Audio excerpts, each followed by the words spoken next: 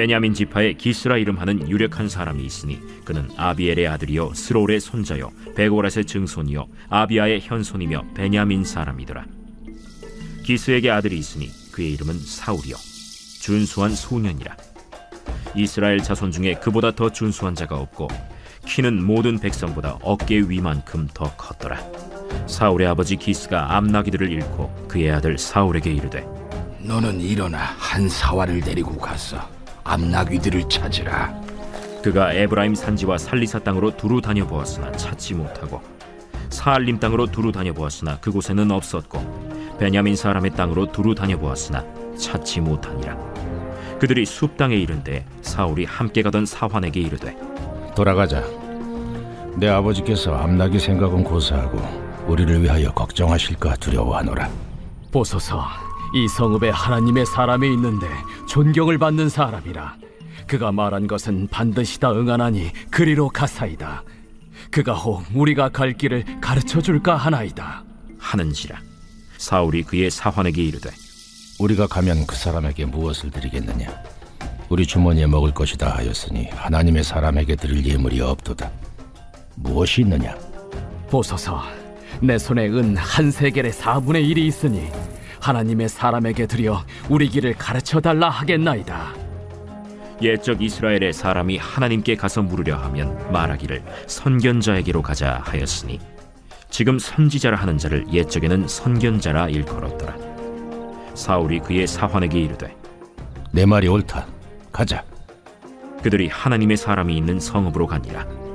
그들이 성읍을 향한 비탈길로 올라가다가 물 기르러 나오는 소녀들을 만나 그들에게 묻되, 선견자가 여기 있느냐? 있나이다. 보소서, 그가 당신보다 앞서갔으니 빨리 가소서. 백성이 오늘 산당에서 제사를 드리므로 그가 오늘 성읍에 들어오셨나이다. 당신들이 성읍으로 들어가면 그가 먹으러 산당에 올라가기 전에 곧 만나리이다. 그가 오기 전에는 백성이 먹지 아니하나니 이는 그가 재물을 축사한 후에야 청함을 받은 자가 먹음이니이다. 그러므로 지금 올라가소서. 곧 그를 만나리이다. 그들이 성읍으로 올라가서 그리로 들어갈 때 사무엘이 마침 산당으로 올라가려고 마주 나오더라. 할렐루야. 오늘 말씀 묵상에 함께 하신 여러분 모두를 주님의 이름으로 축복합니다. 오늘 하루도 주신 말씀 붙잡고 승리하는 복된 날 되시기 바랍니다. 오늘 본문은 사울이 이스라엘 초대왕으로 기름 부음 받기 위해 사무엘을 만나게 되는 과정을 기록하고 있습니다. 결과적으로 사울은 후에 교만과 불순종으로 변질되어서 이스라엘 초대왕의 영광스러운 자리에서 내치졌습니다.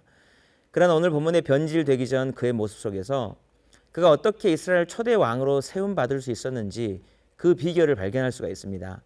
오늘 보면 사울의 모습을 통해서 하나님께서 사울의 어떠한 모습을 귀히 보시고 그를 귀히 세워 쓰시는지 그 비결을 함께 살펴보기를 원하는데요. 세 가지로 말씀을 함께 나누도록 하겠습니다. 첫 번째는 약한 데서 강함을 얻게 하는 겸손한 사울의 집안의 모습입니다. 본문 1절 말씀을 함께 보시겠습니다. 베냐민 지파의 기스라 이름하는 유력한 사람이 있으니 그는 아비엘의 아들이요 스롤의 손자요 베고랏의 증손이요 아비아의 현손이며 베냐민 사람이더라.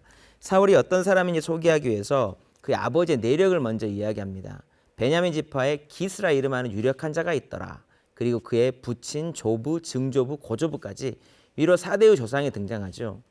말씀 속에서 그가 베냐민 사람이라는 것을 2번씩 강조하여 말하고 있는데요. 왜 베냐민 사람인 것을 강조하고 그의 족보를 강조하는가?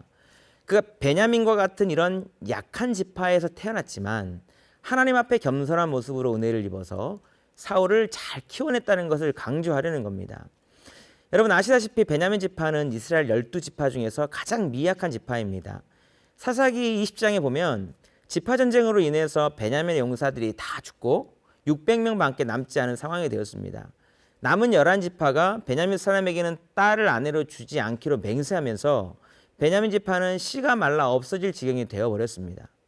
이렇게 약하여진 베냐민 지파였는데 이스라엘을 다스릴 왕을 세울 만한 사람이 나오게 되었다는 거예요. 오늘 본문에 보니까 사울의 아버지는 유력한 자라고 했습니다. 유력하다는 것은 강하고 힘센 용사하며 힘과 능력과 부가 뛰어난 사람이라는 겁니다. 어떻게 이런 지파에서 5대를 거치면서 이런 유력한 자가 나오게 되었을까요? 내가 약한 그때의 강함이라 말씀했던 그 바울의 고백처럼 지파 자체가 없어질 것 같은 그런 약한 상황에 겸손히 하나님을 더욱 의지함으로 하나님의 은혜를 입어서 이렇게 세워진 겁니다. 사무엘도 과거를 회상하면서 이런 이야기를 했죠. 사무엘상 15장 17절 말씀을 보시면 사무엘이 이르되 왕이 스스로 작게 여길 그때에 이스라엘 지파의 머리가 되지 아니하셨나이까. 여호와께서 왕에게 기름을 부어 이스라엘 왕으로 삼으시고, 즉 약한 데서 강함을 얻게 하는 겸손이 스스로 자기를 작게 여길 때에 그 하나님의 은혜를 힘입어서 그를 왕으로 세우도록 만들었다는 겁니다. 이런 기스로부터 양육받은 사울은 어떤 사람이었는지 본문 2절 말씀을 같이 한번 보시겠습니다. 기스에게 아들이 있으니 그의 이름은 사울이요 준수한 소년이라. 이스라엘 자손 중에 그보다 더 준수한 자가 없고 키는 모든 백성보다 어깨 위만큼 컸더라. 더 컸더라. 아멘. 사울을 준수한 자라고 두 번이나 반복 강조하고 있죠. 준수하다는 것은 히브리어로 토브인데 이는 좋다라는 의미이며 이는 외모의 준수함보다 내면의 성품이 더 좋다는 것을 의미하는 겁니다. 이스라엘 자손 중에 사울보다 준수한 자가 없다고 했잖아요. 그만큼 내면의 모습도 하나님이 보시든 사람이 보든 너무 좋았다는 것이고, 거기에다가 키도 백성보다 어깨 위만큼 컸다고 하니 내적으로나 외적으로나 참 좋은 사람이었다는 겁니다. 사울이 바로 이런 제일 약한 베냐민 지파 그 기스의 가문에서 나온 겁니다. 절대 스스로의 힘으로 설 수 없는 그 약한 집안에서 겸손히 하나님 앞에 서니까 하나님께서 약한 데서 강하게 하시고 이스라엘 왕이 나오는 그런 은혜를 주시다라는 겁니다. 사랑하는 여러분, 이 모습을 통해서 우리는 무엇을 배워야겠습니까? 정말 나의 상황이 절망스럽게 낮아졌다고 하더라도 절대 낙심치 말고 그 자리에서 더 강하고 능하신 하나님을 강하게 붙잡아야 한다는 겁니다. 사랑하는 여러분, 하나님 우리의 약한 데서 강함을 얻게 하시고 겸손할 때 들어쓰시는 분이신 줄로 믿습니다. 이 사실을 기억하면서 하나님의 손을 의지하는 겸손한 하나님의 종들 다 되시기를 주님의 이름으로 축복합니다. 두 번째로 하나님께서 주목하신 모습은 사울의 성실함과 진실함이었다는 겁니다. 사울의 아버지가 사울에게 사원을 데리고 가서 이른 암나기를 찾아오라고 명령합니다. 그가 어떻게 했는가?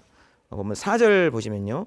그가 에브라임 산지와 살리서 땅으로 두루 다녀 보았으나 찾지 못하고 사알림 땅으로 두루 다녀 보았으나 그곳에는 없었고 베냐민 사람의 땅으로 두루 다녀 보았으나 찾지 못하니라. 아멘. 이 본문은요, 사울의 성품을 너무 잘 알 수 있는 본문입니다. 두루 다녀 보았다는 말이 3번이나 반복되고 있습니다. 아버지가 이른 암나기를 찾아오라고 했는데 에브라임 산지와 살리서 땅을 두루 다녀 보았다. 그러나 찾지 못했다. 에브라임 산지와 살리서 땅을 두루 다녀본 것도 적지 않은 수고였을 텐데 그 정도 했으면 할 만큼 했다 이렇게 생각하는 것이 당연하지 않습니까? 그런데 포기를 하지 않습니다. 그런 똑같은 일을 2번이나 더 하면서 두루 다녀봅니다. 사알림 땅으로 두루 다녀보았고요. 베냐민 사람의 땅으로 두루 다녀보았습니다. 이렇게 계속하다가 그만하게 된 것은 아버지가 걱정되었어요. 그것이 없었다면 아마 찾을 때까지 계속 했을 겁니다. 사랑하는 여러분, 이런 모습은요, 누가 시켜서 하는 모습이 아닙니다. 사람의 눈을 의식하면 산다면 절대 할 수 없는 일이잖아요. 어느 정도는 눈치 보면서 하는 척 할 수는 있겠지만 결국은 다 성품은 드러나고 마는 겁니다. 이는 사울이 가진 성품이었습니다. 좋은 성품, 성실성, 그리고 진실함. 누가 보든 보지 않든 매사에 성실하게, 진실하게 대하는 모습입니다. 사랑하는 여러분, 한나가 고백한 하나님 중에 지식의 하나님이 있었죠. 그는 그의 행동을 달아보신다고 고백했습니다. 마찬가지로 하나님께서 사울의 이런 성실성과 진실함을 주목하고 계셨다는 겁니다. 그리고 그를 자신을 대하시나요? 이스라엘 백성을 대신 다스릴 왕으로 점 찍으셨던 거예요. 사랑하는 여러분, 꼭 기억합시다. 사람은 다 몰라줘도 우리 하나님은 누가 보든 보지 않든 하나님의 말씀에 성실하게 순종함에 따르는 하나님의 자녀들을 주목하시고요. 하나님이 필요한 곳에 꼭 세워서 일하게 하신다는 겁니다. 이 사실을 기억하시면서 성실하고 특별히 하나님 앞에 진실한 사람으로 살아가시는 저와 여러분의 복된 삶이 될 수 있기를 주님의 이름으로 축복합니다. 세 번째로는 하나님께서 주목하신 모습은 말씀을 듣고자 하는 마음이었습니다. 사울은 이른 암나기를 찾지 못하고 돌아가려는데 그때 사만이 한 제안을 합니다. 본문 6절 말씀입니다. 그가 대답하되 보소서 이 성읍에 하나님의 사람이 있는데 존경을 받는 사람이라. 그가 말한 것은 반드시 다 응하나니 그리로 가사이다. 그가 혹 우리가 갈 길을 가르쳐 줄까 하나이다 하는지라. 아멘. 하나님의 사람 사무엘을 만나서 그의 말씀을 듣고 인도함 받자고 제안을 합니다. 하나님의 사람을 소개받고 그의 말씀을 듣자고 했을 때 사울이 어떻게 반응하는가? 보면 7절 말씀입니다. 사울이 그의 사환에게 이르되 우리가 가면 그 사람에게 무엇을 드리겠느냐? 우리 주머니에 먹을 것이 다하였으니 하나님의 사람에게 드릴 예물이 없도다. 무엇이 있느냐 하니 사무엘을 가볍게 만나려 하지 않습니다. 하나님의 사람에게 말씀을 받을 때에 무엇을 먼저 드릴지, 예물을 무엇을 할지를 먼저 생각합니다. 말씀을 듣고자 하여 하나님의 사람을 정중하게 뵙고자 했다는 겁니다. 사랑하는 여러분, 사울이 이스라엘 초대왕으로 세움받은 여러 비결도 있겠지만 가장 중요한 것이 바로 하나님의 말씀을 듣고자 하는 마음이 있었다는 겁니다. 그런 마음은 하나님의 말씀을 전하는 하나님의 사람 선지자 사무엘을 귀히 여기는 마음으로 나타났어요. 나중에 이 마음이 변질되어 버리긴 했지만 우리는 지금의 이 사울의 모습을 통해서 하나님 앞에서 말씀을 듣고자 하는 그 마음이 얼마나 중요한지를 깨달을 수가 있습니다. 이스라엘 초대왕으로 영광스러운 자리에 세워졌던 사울이 결국 그 자리에서 내쳐진 결정적인 이유가 무엇이었습니까? 아말렉 진멸 명령에 말씀을 듣고 순종하지 않은 것 때문이었습니다. 하나님께서 사울을 왕의 자리에서 끌어내리면서 그 유명한 말씀을 선포하셨습니다. 사무엘상 15장 22, 23절입니다.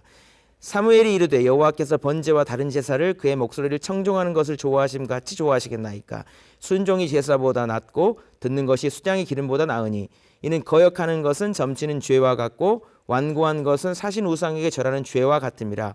왕이 여호와의 말씀을 버렸으므로 여호와께서도 왕을 버려 왕이 되지 못하게 하셨나이다 하니. 아멘. 말씀을 버렸기 때문에 왕을 버렸다. 하나님 말씀을 듣고 순종하는 것을 너무도 좋아하신다는 말씀이잖아요. 사랑하는 여러분, 지금 이 시대는 개개인의 인권이 너무도 중요하고 개인의 생각이 너무도 중요하게 생각되는 시대입니다. 이런 시대의 시류를 따르자면 하나님의 말씀을 듣고자 하는 마음은 너무 시대에 맞지 않아 보이는 것이 사실입니다.